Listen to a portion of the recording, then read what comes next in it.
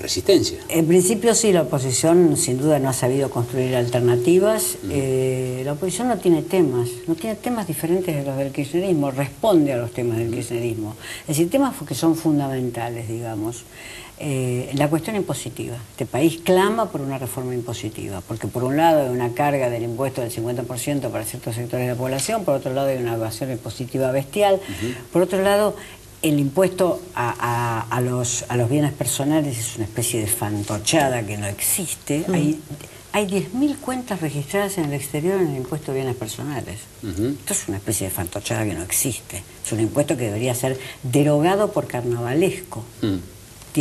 Si la AFIP no puede sino tener 10.000 registrados como en impuesto de bienes personales, 10.000 cuentas en el exterior, es un carnaval esto. Entonces, un tema que podría ser un tema de la oposición, un tema que podría ser, es fundamental. La redistribución de ingresos se hace por vía impositiva.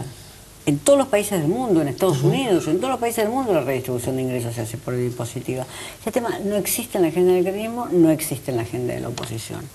Acabamos de enfrentar una catástrofe que es de orden territorial, que es la Argentina tiene un territorio desintegrado desde el punto de vista de sus transportes. Eso no se ha tomado. Kirchner se subió a un tren en los primeros meses de su gobierno, o en el primer año de su gobierno, y dijo: acá yo vengo a restituir todos los trenes. No se hizo nada al respecto.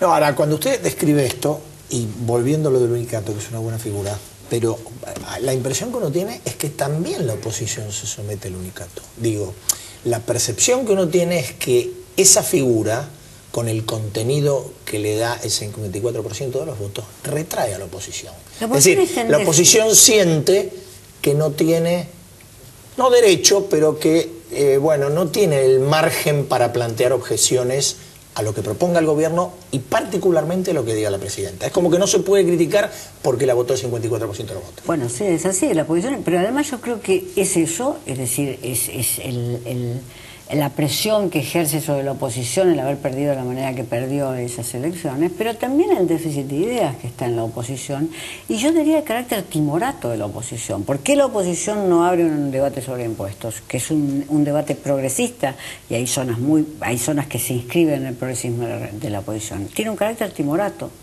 no tiene miedo de lo que le van a decir. ¿Por qué la oposición no abre seriamente un debate territorial? ¿Por qué los líderes importantes de la oposición, no algunos diputados que han ido a Andalgalá y han ido al Famatina? Los líderes importantes de la oposición? Bueno, el ex gobernador Wiener es un líder que creció en la oposición, sin duda. Porque en ese sector, el Frente Progresista, han ido diputados, una segunda línea, se han hecho presentes en Andalgalá. ¿Qué pasa? Es que la oposición en su conjunto no dice: vamos a ver qué es esto de la minería en cielo abierto, pero hacernos presentes. Por papers uno se puede enterar. Yo creo que esa gente está tan sola como la de Gualeguaychú. Yo creo que esa gente está sola como la de Gualeguaychú.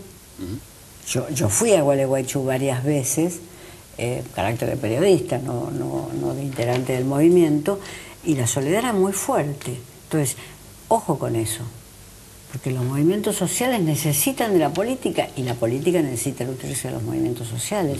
A mí me hubiera gustado ver a los grandes líderes de la oposición, los más destacados líderes de la oposición en el Famatina y en Andalgalá, porque eso es una cuestión importante. Entonces, ¿qué hace la oposición hoy? Nada, no puede generar ideas, no puede organizarse en términos ideológicos, en términos de principios. Así no va a poder ganar ninguna elección.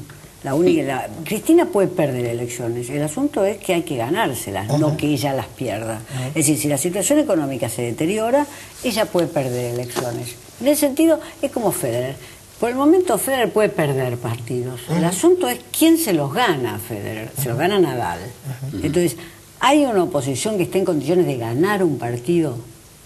No de que si le va mal a Cristina, ella simplemente pierda elecciones.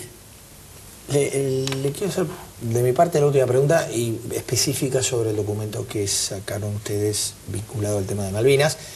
Y usted decía, bueno, la oposición debe animarse. Bueno, ustedes se animaron, también le llovieron algunos cascotes, ¿no? Digo, porque, digo, ahí se plantea el tema de, bueno, ¿qué hacemos o qué se hace con los habitantes de las islas, así en términos generales, ¿no? Ahora, ¿ustedes plantean específicamente el tema de la autodeterminación o no está enunciado? Nosotros enunciamos que los kelpers, y digo mal los kelpers, los isleños, o como ellos se autodenominan, los Falklanders, que nosotros diríamos malvinenses, pero digamos isleños para entrar fuera del conflicto, no son solamente portadores de intereses, son también sujetos de derechos y también tienen opciones y deseos.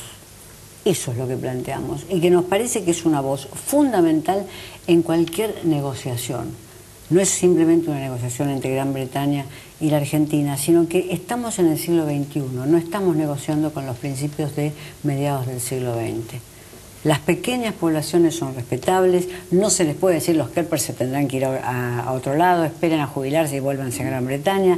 Es gente que está afincada, que tiene hijos, nietos en esa tierra. Entonces nosotros decimos son sujetos de derecho, no pueden ser sacados del problema y diciendo se respetarán sus intereses, no son simplemente portadores de intereses, son sujetos de derecho.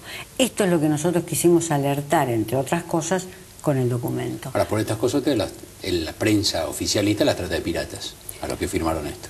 Sí, nos trata de piratas. O de pro británicos. Lo que queremos, digamos, se reflotó la palabra cipayos como si estuviéramos en la isla, en la India en el siglo XIX. Digamos, esta es una soncera argentina.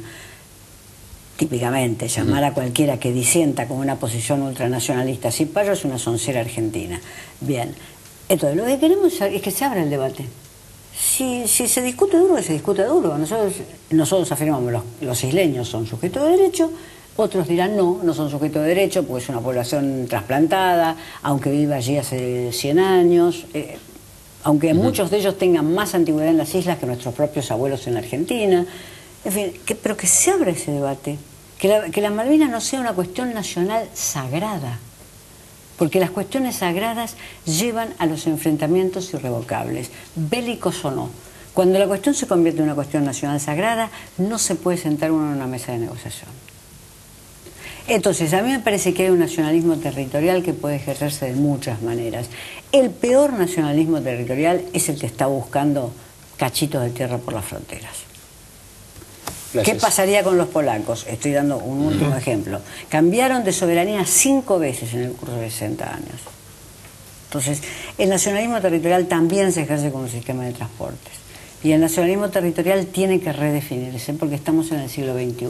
Y por eso reivindicamos que los isleños son sujetos de derecho. Gracias, Arlo.